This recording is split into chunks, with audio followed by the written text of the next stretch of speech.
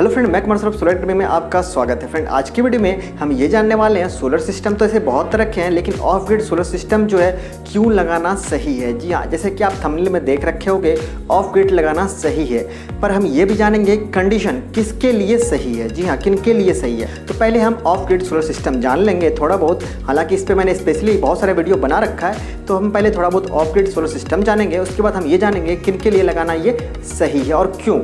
तो सबसे पहले हम ये जानते हैं कि ऑफ ग्रिड सोलर सिस्टम जो होता है, इस सिस्टम में बैटरी बैंक लगता है। यानी हम जिस सिस्टम में बैटरी बैंक लगाते हैं और बैटरी के साथ साथ चार्ज कंट्रोलर भी लगेगा, क्योंकि बैटरी लगेगा तो चार्ज कंट्रोलर लगना है, क्योंकि बैटरी को कब चार्ज करना है, कब डिस्चार्ज हो रहा है, सारा चीज़ जो डेटा वगैरह लेगा वो कौन लेगा, चार्ज कंट्रोलर लेगा। लेकिन अगर हम जो इन्वर्टर लगाते हैं सोलर इन्वर्टर, उसमें चार्ज कंट्रोलर इनबिल्ड होता है, मतलब उस सोलर इन्वर्टर में ही चार्ज कंट्रोलर रहता है। इस वजह से हम अलग से चार्ज कंट्रोलर नहीं लगाते हैं। कब? जब सोलर इन्वर्टर लगाते हैं तब। जिसके पास सोलर इन्वर्टर नहीं है उसे चार्ज कंट्रोलर लगाना कंपलसरी है, क्योंकि बिना चार्ज कंट्रोलर के बैटरी सही से चार्ज नहीं हो पाएगा और बैटरी सही लंबे टाइम तक टिक नहीं पाएगा। इसीलिए चार्ज कंट्रोलर लगाना मस्ट इंपॉर्टेंट है। फिर आगे चलते हैं कि सोलर सिस्टम में बैटरी बैंक लगेगा, दूसरा सोलर पैनल लगेगा, तीसरा चार्ज कंट्रोलर लगेगा। चार्ज कंट्रोलर नहीं है, सोलर इन्वर्टर लगाएं तो सोलर इन्वर्टर लगेगा, नहीं तो चार्ज कंट्रोलर लगेगा। अगर नॉर्मल इन्वर्टर लगाए हैं या नहीं भी लगाए इन्वर्टर, सिर्फ डीसी वाला चाहिए तो चार्ज कंट्रोलर लगाना कंपलसरी है। एंड आगे का देखते हैं हम लोग,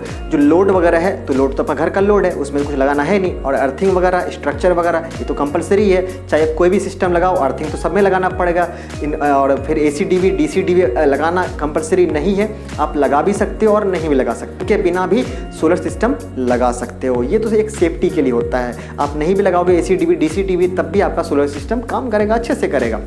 बस एक एक्स्ट्रा सेफ्टी होता है AC/DV या फिर DC/DV लगाने, क्योंकि उसमें जो होता है AC/SPD, AC/MCB या फिर AC फ्यूज़ वगैरह होता है। फिर उसी तरह DC वाला DC/SPD, DC/MCB और DC फ्यूज़ वगैरह रहता है। तो हमने ये जान लिया कि क्या क्या चीज़ होता है ऑफ ग्रिड सोलर सिस्टम में। अब हम ये जानते हैं कि ऑफ ग्रिड सोलर सिस्टम ही लगाना क्यों सही है।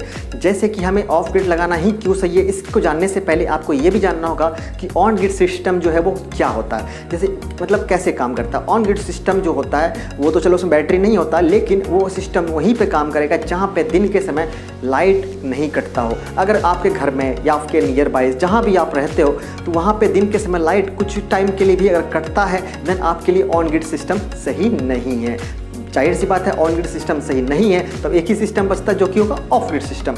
अब ऑफ ग्रिड सिस्टम लगाना क्यों सही है, अब इस पे बात कर ले। पहला आपने केस देख लिया कि क्यों लगाना सही है, क्योंकि जहाँ पे ऑन ग्रिड लगाना सही नहीं होगा, कहाँ पे, जहाँ पे लाइट कटता हो, तो जाहिर सी बात है वहाँ पे उस केस में भी ऑफ ग्रिड आ रहे हैं। अब ऑफ ग्रिड का केस समझते हैं। तो ऑफ ग्रिड में क्या होगा, आपको बैटरी बैंक मिलेगा। अब बैटरी बैंक रहने पर क्या है कि आपका लाइट मान लो 1 घंटे 2 घंटे या पूरा दिन भी अगर कट गया तो आपका बैकअप रहेगा। मान लो आजकल का दिन में, जैसे आपने कल से सोलर पैनल से चार्ज कर लिया, बैटरी पूरा चार्ज है, और आज के डे में क्या है, फुल डे लाइट नहीं रहा, किसी कारण बस हो सकता है आंधी तूफान चल रहा हो, या फिर हो सकता है ट्रांसफार्मर खराब हो, या फिर जो सप्लाई है वो कट ऑफ हो गया होगा, कोई भी कारणवश से हो सकता है, या फिर ऊपर से ही कट हो गया है। तो कोई कारणवश से अगर दिन भर लाइट नहीं भी है, तब भी आपके पास एक बैकअप रहेगा। बैटरी बैंक के जरिए आप जो है सोलर घर का लोड चला सकते हो। तो ये एक जो मेन फैक्टर है कि ऑफ ग्रिड सोलर सिस्टम लगाना चाहिए। हाँ, इसका भी कुछ ड्रॉबैक है, कमी है, खामियां हैं जो मैं बताना चाहूँगा।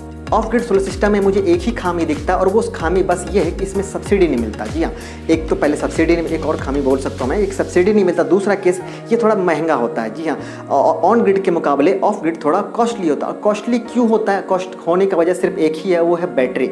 ऑन ग्रिड में बैटरी नहीं होगा, जाहिर सी बात है बैटरी की कॉस्ट नहीं जुड़ेगा वहाँ पे। और ऑफ ग्रिड जबकि बैटरी वाला होता है, उसमें बैटरी जुड़ेगा, जाहिर सी बात है उसमें बैटरी का कॉस्ट जुड़ेगा। और दूसरा इसका एडवांटेज ऑफ ग्रिड का ये भी है कि इसका इन्वर्टर सस्ता होता है ऑन ग्रिड के मुकाबले। ऑन ग्रिड का इन्वर्टर जो होता है थोड़ा महंगा होता है। जैसे कि कोई इन्वर्टर एग्जांपल दे रहा हूँ, कोई इन्वर्टर अगर 5000 है ऑफ ग्रिड का, तो ऑन ग्रिड का इन्वर्टर लेने जाओगे तो आपको 12000 से ऊपर का ही मिलेगा, मतलब डबल से भी ज़्यादा कॉस्ट होता है ऑन ग्रिड इन्वर्टर का।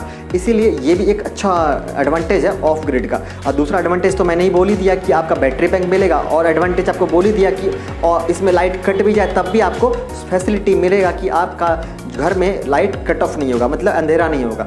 उस केस में भी आपका सोलर सिस्टम, मतलब आपका घर का लोड जो है वो चलेगा। अब हम ये जान लेते हैं कि किन किन लोगों के लिए ऑफ ग्रिड लगाना सही है। बताओ, अगर मान लो शहर में आप रह रहे हो और लाइट आपका नहीं कट रहा है, तब आपके लिए ऑफ ग्रिड सही नहीं है, तो आपको ऑफ ग्रिड नहीं लगाना चाहिए। लेकिन सही किसके लिए? जहाँ पे लाइट कटता हो। लेकिन मैक्सिमम गाँव जो होता है, गाँव वगैरह, तो गांव सब में क्या होता है कि वहाँ लाइट कटता होता है, तो उसके लिए ऑफ ग्रिड ही बेटर है, ऑन ग्रिड सही नहीं है किसी भी कंडीशन के लिए। आपका सारा डाउट क्लियर हो गया। अब भी कोई डाउट रह गया देन कमेंट सेक्शन में आप कमेंट कर सकते हो, ऑफ ग्रिड ऑन ग्रिड से रिलेटेड, या फिर कोई भी चीज़ से रिलेटेड, कोई भी सोलर सेक्टर में कोई भी टॉपिक हो देन आप कमेंट सेक्शन में कमेंट कर सकते हो। मैं उसका कमेंट देख के रिप्लाई तो जरूर करूँगा। अगर मुझे लगेगा कि इसका स्पेशली वीडियो बनाया जा सकता है देन बना के भी मैं अपलोड करूँगा। तो फिर मिलते हैं अगले वीडियो में, तब तक के लिए टेक केयर।